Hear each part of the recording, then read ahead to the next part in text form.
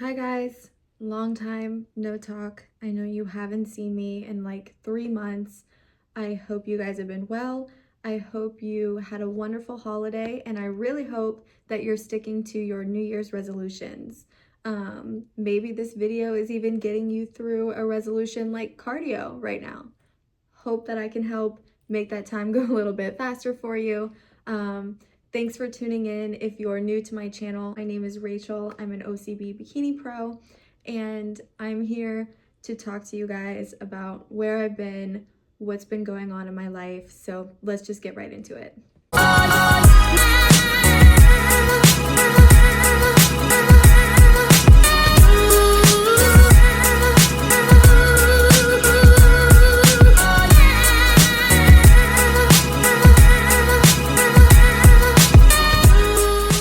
Okay, so as I said in the beginning of the video, I've gone through some life changes. I've had some health issues, and actually I've been diagnosed with epilepsy. So I'll kind of get into all of that with you guys. Backtracking to October. I think in my last video or second to last video, I was already talking to you guys about being under stress and that I was making the decision to choose balance in my life over completely burning out. Being a bodybuilder requires a level of energy, a level of dedication and commitment, because it is something that requires 100% consistency. It's not an in and out hobby. When you do it, you have to do it, especially being natural. You have to eat, you have to hit your macros, you have to be in the gym, you have got to be building. It is what it is. And for what was going on in my life, I was trying so hard to make space for everything that it caused me so much stress that I actually went into a grand mal seizure. And that was November 5th. So, after my seizure, that's my second grand mal seizure that I've had in my life. Both have been induced by extreme stress. So, after the seizure, I stepped back from everything. I stepped back from social media, making content. I stepped back from the gym. I stepped back from planning my meals, cooking meals. I basically removed any stress that I could control out of my life because I was so afraid of having another seizure. I requested my doctor sends me to Cleveland Clinic because I am fortunate enough that I have a level 4 epilepsy center basically in our backyard. I was moving out of my childhood home, which for me was really hard. I moved before and went to California, but I was like moving to California and it was a very short-lived thing. I subleased a place for like 3 months, and by the second month I was like, yeah, I'm not willing to sacrifice my quality of life to live here. I want to retire one day. And living out there isn't like financially reasonable. So I moved home pretty quickly. And then when I was moving out of my childhood home, like this one felt real, it felt permanent, and I was still staying local. So it was different. I seized right before the move, and I had been looking for a place for a long time. So there was just a lot of like frantic energy, chaotic energy in me, around me, and it caught up to me pretty quickly. So like I said, I removed all of my stressors. I was just focused on staying mentally calm, mentally healthy, and doing what I could to prevent another seizure. I mean a grand mal seizure. Because, so backtracking like 15 years, I remember being 9 years old and I'm sitting on the school bus and I was thinking about something that was stressing me out. I can't remember what it was, but I remember I was getting worked up. My anxiety was like stirring, and then my whole body just jerks. I don't know how else to explain it. Like, I called them twitches for my entire life because after that day, I noticed that I had them every day, multiple times a day, where I would just have these twitches. So like whatever I was doing, I just like lost control of my muscles for a second, just a second. They never were like long convulsions. It was just a split second of, okay, if my phone's in my hand, like it's out of my hand. If I'm walking on the steps, I've fallen down steps multiple times from these twitches. I have hit my head. I've literally like bounced off walls, pulled my hair out. Like I'd be like brushing my hair and I would just like, because whatever I'm doing, literally my whole body would just jerk. And I have been dealing with this for as long as I could remember, since that day on the school bus. I've told 4 different doctors about it. In that time, my physician told me to take a multivitamin. They sent me to an endocrinologist that charged me $3,000 before insurance would cover the rest of it. Yeah, cost me $3,000 out of pocket to be told I was fine. I've gone to 3 neurologists among my town, UPMC, and somewhere in North Carolina, because my first grand mal seizure was literally out of state when we were leaving from our family vacation. So they sent me there before they would release me from the hospital. Like, so they were doing tests and everything. And I've done 4 EEGs in my life. And by the way, everything I'm telling you, this is before my diagnosis at Cleveland Clinic in December. So for 15 years, I have been having seizures that people kept looking me in the face and saying, we can't say that it's seizure-like activity. We can't say that they're seizures. We can't say that it's epilepsy. We can't say what it is. For 15 fucking years. I have been poked. I have been through MRIs, pituitary MRIs. I have been through contrast MRIs. I mean, you name it, I have done it. My family has spent an incredible amount of money and time trying to figure out what these were.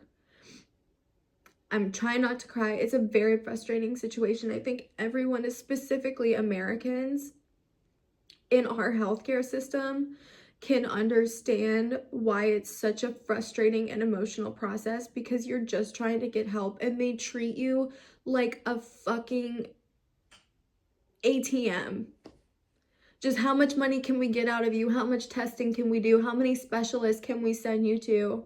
How many co-pays can you pay? How many times can you get hurt before we give you a fucking answer as to what's wrong with you? I'm sorry, I'm trying not to get mad. It's tensions here in the US right now, especially around healthcare. If you watch the news, you know. And it took 15 years for someone to say I was having myoclonic seizures. It took 15 fucking years. And I am exhausted and frustrated because there were so many times where I just let myself get injured. I let myself fall. I let myself get hurt because I could not get an answer from any specialist. And I was literally being told to take a multivitamin.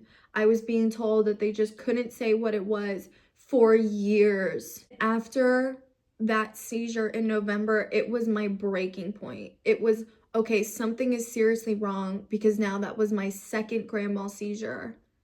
And they happened within 2 years of each other, and they're both stress related. So something was going on and I couldn't take it anymore.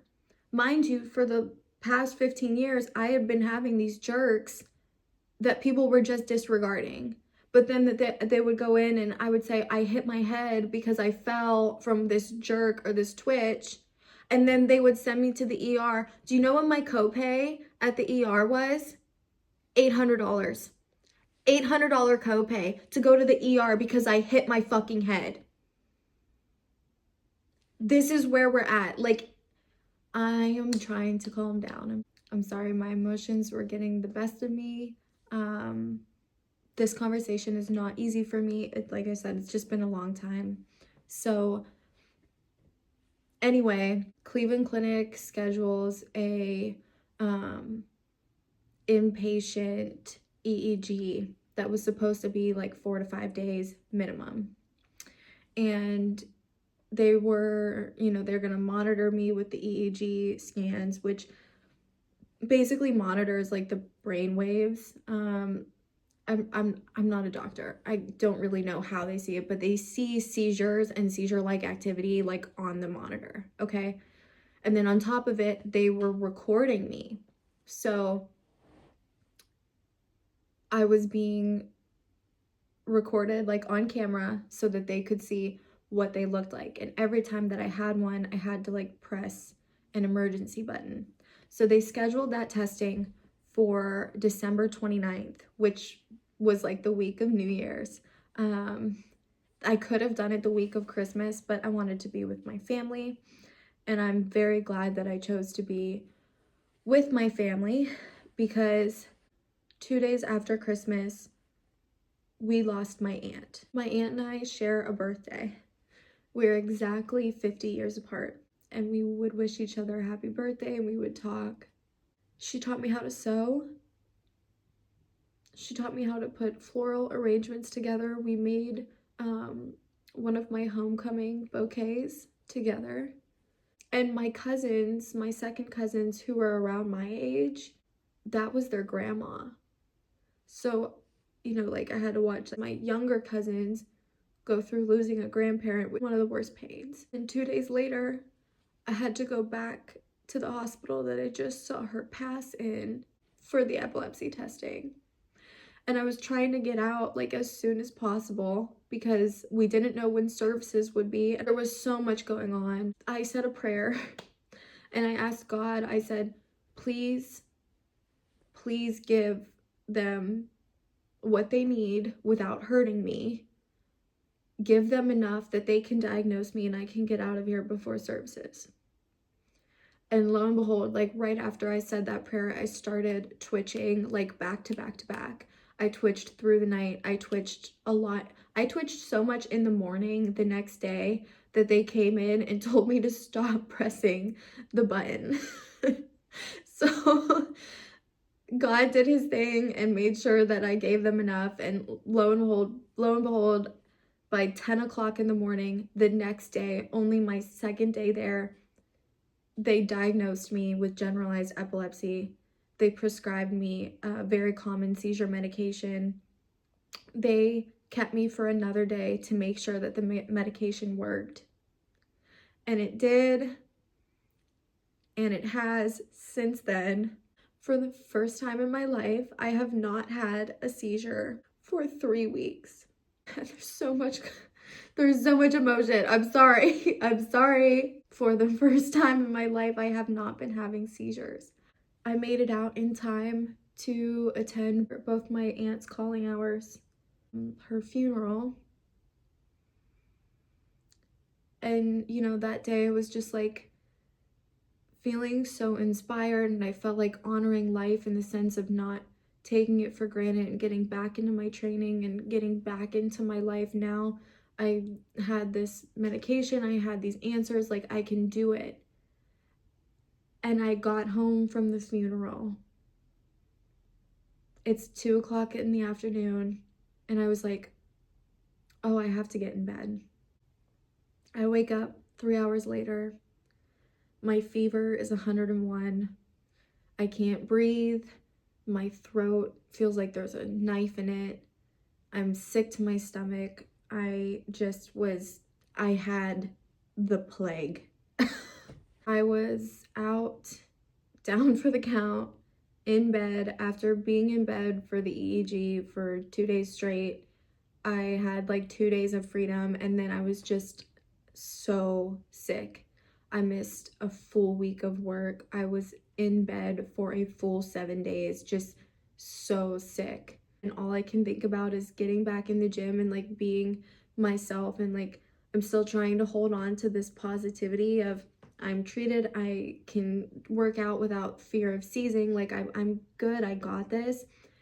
And then I got sick, and it's just been, it's a kick in the balls, okay? I've been getting kicked in the balls for like 3 months. I wish I had like a more positive story for you. I hate to be a negative Nancy, but shit has not been sweet. Okay, I am finally on the mend, hope to God, with this cold. And then my intention is to get back into the gym tomorrow. I hit the grocery store yesterday. I bought all of the things that I lived on during prep.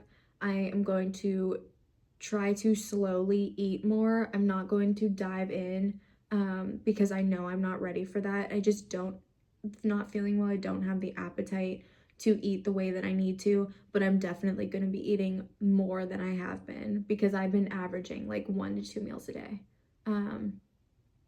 I haven't even been thinking about water intake. I just have been so off my game and so focused on what is going on internally, around me, being there for my loved ones, being there for myself, and now finally getting back into the groove. So I am going to take you guys with me on this journey, getting back into training.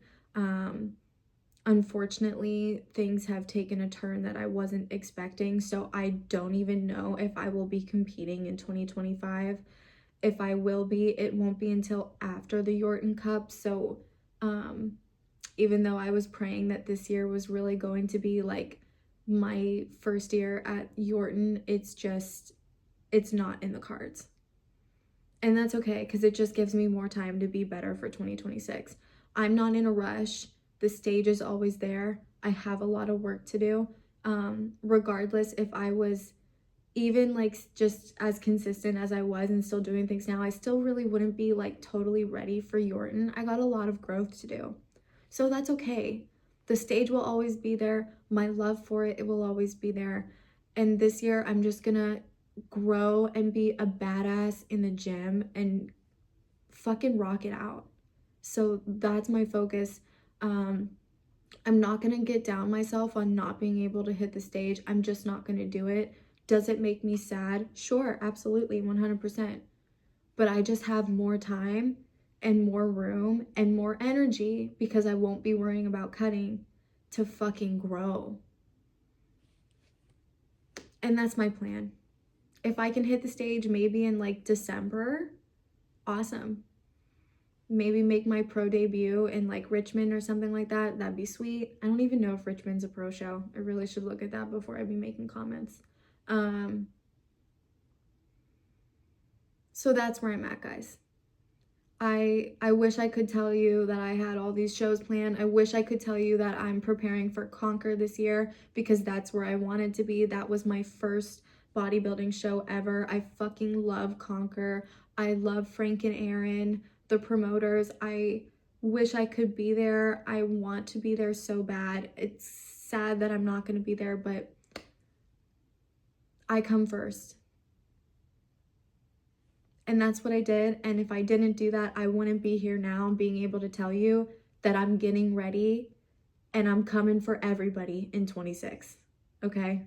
So, with that said, subscribe to my channel because we're gonna get real deep into our bulking series. The Bulking Barbie is feeling charged up and ready for next year, and I am fucking hype. So, come with me. Let's do this, and I'll see you guys in my next video. Thank you so much for all of the support that you've given me.